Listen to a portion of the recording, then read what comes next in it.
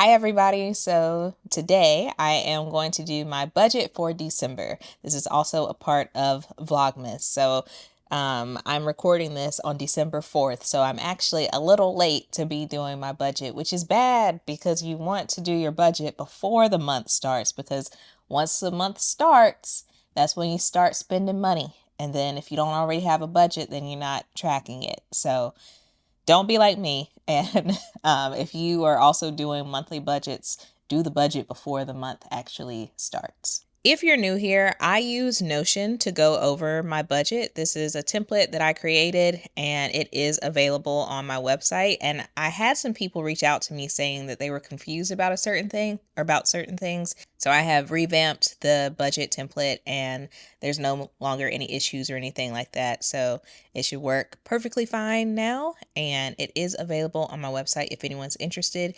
And I didn't really promote this, but there is a sale happening right now on my website. So if you, below this YouTube video, there should be all of my physical products. Those are on my Shopify store. And I actually have I think it's either 20 or 25% off code right now through the end of December, and it automatically applies. And it applies to everything that's on my Shopify store. And then on my website, Life in Numbers, that's where you can find my digital products. And if you use the code Happy Holidays, all caps, you'll also get a discount. If you're interested, those are available and you can get those things down below. So my starting balance for December was $2,740.42, which is a nice chunk of change. Not gonna lie, like that's a lot of money. But I also have a lot of expenses that are coming up in December. December has a few unique things that don't happen in other months. One, it's Christmas, the holidays season. So my family, back in July, my family came up with this idea. My mom really came up with the idea. And at the time, none of her children were working. None of us had jobs. I still don't have a 9-to-5 job. I am making money online, which is great, but I still don't have a 9-to-5 job. And none of my siblings had jobs at the time either. They now have jobs, but back when we were together in July, my mom came up with the idea that instead of us doing traditional shopping, that we would do thrift shopping for Christmas. So the whole family, you're supposed to go out and find something for someone from a thrift store.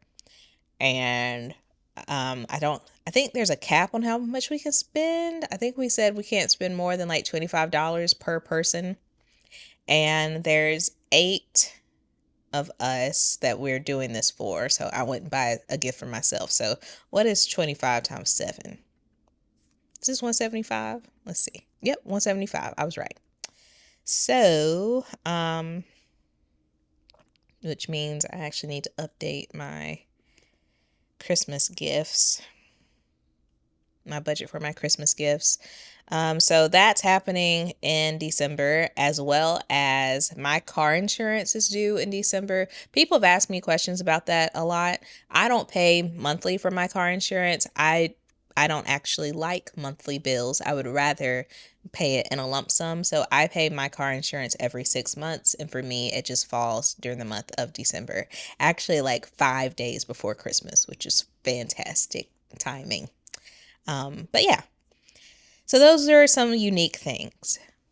Now, as far as my like day-to-day bills go, like the utilities for the house, nothing crazy happened there with those. My energy bill's $70, water bill's $50, internet is $70, but that's a set price. Like that doesn't change month to month. So overall, my bills, like essential bills, are the same. One thing that's new from other months, my website, lifeandnumbers.com, I pay for that annually, and it's time to renew my domain, and that's $20. So I'll be paying for that in December. But some of the bigger things that have changed are income. So let's talk about that. So first is my virtual assistant job. This is what I do for the Pilates studio, and I make $300 a month from there. That's a set price. I'm basically like on retainer for them. So that money has actually already come in. So I already have that money, which is great. And that's $300. Now, if you haven't been watching my other videos for Vlogmas, you may not realize this, but I actually got a second virtual assistant job, which is great. This one, I'm not on retainer, I'm paid hourly. And so I am aiming at making $1,200 in December. That's really dependent on how many hours I put in, but I want to hit a point where I can make 1,200 a month in December. Now with her, it's not paid monthly like the other job is, the other virtual assistant job. With this one, she pays every other Friday. So in the month of December, I'll be paid twice. And so I'm hoping that I can hit that $1,200 mark within December. So that's great. So that's $1,500 that I hope to make just through virtual assistant work in December. And I have seen different comments of people asking me about how I got into being a virtual assistant. And so I do plan on making a video about that, and that'll come out at some point this month. So stay tuned for that. Next is content creation, which is really just ad revenue. I made $2,760 from YouTube ad revenue in November, which is amazing. My mortgage, to be exact, is $2,746. So last month, YouTube paid for my mortgage, which is amazing to say. This time last year, if I knew that I was going to have a YouTube channel that could literally pay for my mortgage, oh my God. I wouldn't have believed it. I probably would not have believed it. I would have been like, how? But God is how. So yeah, that is amazing. Now the money that I make, actually all of the money that I make now has not been taxed. And by all the money, I mean the money from virtual assistant and anything that I make online, none of that is taxed. So I do have to pay taxes on that. And I like to reserve about 30% of what I'm making online and keeping that in taxes, or saving that for taxes. So my emergency savings that they talked about on CNBC, if you don't know, I was featured on CNBC, so you can go back and watch that video if you would like to know more about that. But my emergency saving, I keep that in a high yield savings account. And so I've started the money that I make online that hasn't been taxed yet. I'll take about 30% of that and then put it in a high yield savings account, so that next year, which is next month, when I have to figure out taxes for 2025, I already have some money set aside.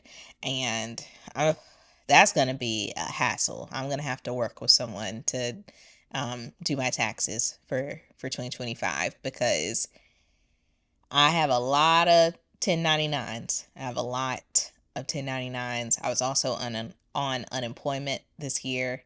And for the first month, I was a W-2 employee. So my taxes are going to be more complicated this year than they've ever been.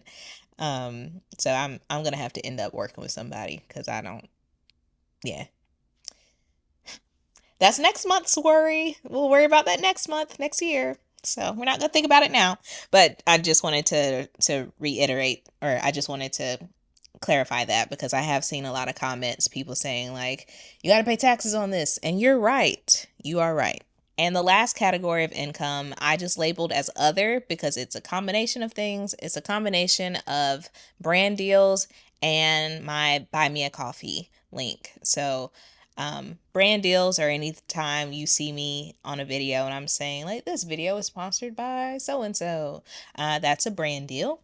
And my Buy Me a Coffee link is linked under every single one of my YouTube videos. And it's just a way for people who want to, they can support me financially. So if they've ever like enjoyed my content, or whatever. It's really up to them. It's up to them how much that they want to give, and yeah, it's just people who are really really kind. So if you've ever used the Buy Me a Coffee link, thank you so much. But Buy Me a Coffee combined with brand deals, that is $2,250.80. So I also do make money with my digital products and physical products. That is harder to gauge just because those things happen like instantly. Um, like the Buy Me a Coffee link, I have to actually go to the Buy Me a Coffee website, and it's a button that says payout. And so I can let money sit there, and then like once a month or once a week or however I decide to do it, I can pay myself from the Buy Me a Coffee. But with the physical products and digital products that I sell, once someone buys those, it instantly goes into my bank account. So it's harder for me to track and like plan for that money. And it's kind of just a nice surprise when I get a notification saying like, "Hey, someone bought your sweatshirt. Hey, someone bought the budget template." So yeah, those are just little nice surprises during my day when those happen, but it's harder to track those, so I don't include that in the budget. But yeah, so I should be making like $6,510 in December from my various income streams, which is crazy. That's crazy. It's a really good thing, but it's kind of like mind blowing too. But it's with when it comes to budgeting, it's not just how much you make, it's how much you spend. Because if you go to my bills section, you'll see that I'm also spending $4,174.17. So that's just on the essential bills. That doesn't include my debts. My debts are another $423. Um, and then I'm also tithing this month as well. So I'm tithing $270, and I tithe off of my YouTube ad revenue. Even though it's great that I should be making that amount of income this month, my expenses are also high. So I am trying to get to the point where I can reduce some of these expenses or make more money or do both at the same time. It's great if you can do both at the same time. Make more money while also reducing expenses. I'm excited for January to get here because my roommate moves in January, and she'll move in the middle of January, so I can prorate her rent in January. And yeah, and then February be the first full month of her being here, and that'll be an additional $1,000 that I get to make in February and every month after that. We were actually texting this morning because I sent her the lease last night for her to to see it, and I woke up to a text message from her saying like, Simone, I am not moving in just to stay there for less than a year." And I was like, "Oh," because um I put the lease as month to month because we had never said how long she was actually going to stay here. And she was like, "I'm going to stay there as long as like you need me to financially." And I was like, "Well, I want her to stay until my like at least until my credit card debt is paid off, which is about $15,000. Yeah. Yeah. Right now that credit card debt is on a 0% balance transfer. So I'm not paying any interest on it right now, but yeah, it's about 15,000. So I told her at my current income, I'm estimating that once she moves in, it'll take me anywhere from 12 to 18 months to pay off that credit card at my current income if nothing changes. And so she was like, "I mean, I should just probably tell you I'm not going to leave until you kick me out." And I was like, "Oh, okay." And then at one point she was like, "I plan on being there until you get married." And I was like, "Get married? Like, don't say that because we don't know how long that could be. We don't know how long that could be."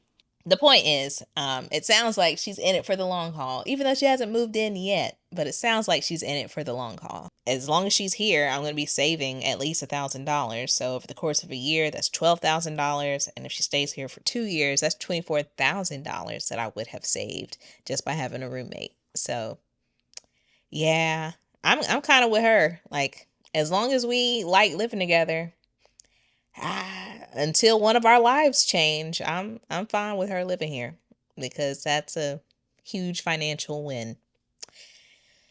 But yeah, that doesn't matter for now, because she won't be here for another like month and a half, and I still got a lot of work to do before she moves in.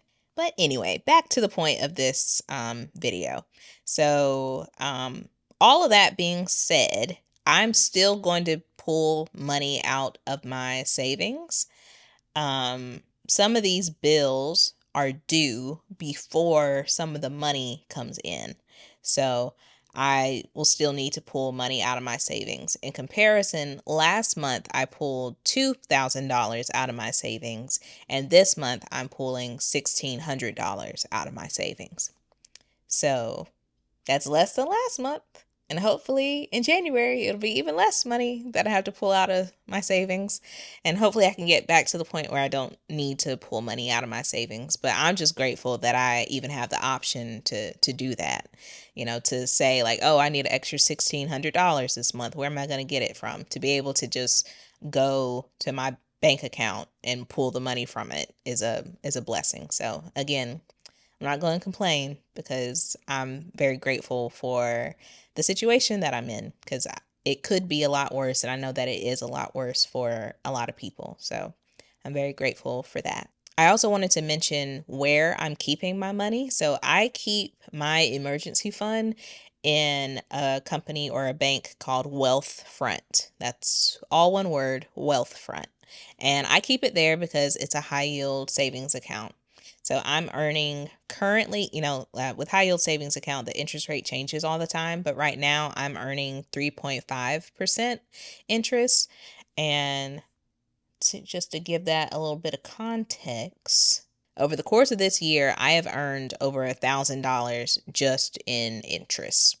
And that is from keeping my money in a high yield savings account. And so that's why I'm a huge advocate for people moving their money into a high yield savings account. And what does that mean? So your big banks, they're not going to have high yield savings account. And high yield just means how much interest are you earning with your money being in their savings account. So the big banks, the Chase, Bank of America, Wells Fargo, those big banks, you're going to be earning, I'm making this up, but like 0.0001% in a savings account with them. Like you're going to earn pennies. But with a high yield savings account, which usually are they come from online banks, so banks that don't have a physical location, with them, partly because they don't have a physical location and they don't have to worry about the expenses that come with physical locations. They operate online. They're able to offer higher interest rates. So I am using a company called Wealthfront right now, and my money has been with them all year long, and I've earned over $1,000 in interest. And so that's why I'm a huge advocate for it, because my savings account has been able to grow because each month I earn interest and it automatically goes back into the savings account. So each month the interest that I earn compounds. So I'm a huge advocate for it. There's other companies that have high yield savings accounts, so you can do your own research if you're interested in it. But I do like Wealthfront. Not only do they have the high yield savings account, but they have different buckets inside of it. So I can save for like different goals. So what I was saying earlier about taxes, I have a bucket inside my high yield savings account that's for taxes. And my emergency fund is in that account as well. So a bucket for my emergency fund, a bucket for taxes. I have a bucket for vacation. There's nothing in that bucket. I have a bucket for home repairs. There's nothing in that bucket either. I have a bucket for like one day I would like a new car. There's nothing in there. the only buckets that have things in them are my emergency fund and taxes for next year that I have to pay.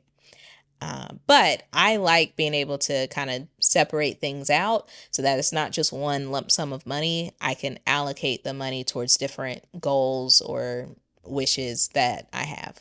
And if you're interested in setting up your own account with Wealthfront, I do have an affiliate link down below. An affiliate link just means that you don't pay any extra, but I make some money if you use my affiliate link. It's usually a very small amount that creators make with our affiliate links, but it's just a way to support us. If it's something that you were going to buy anyway, we get a very small commission off of that.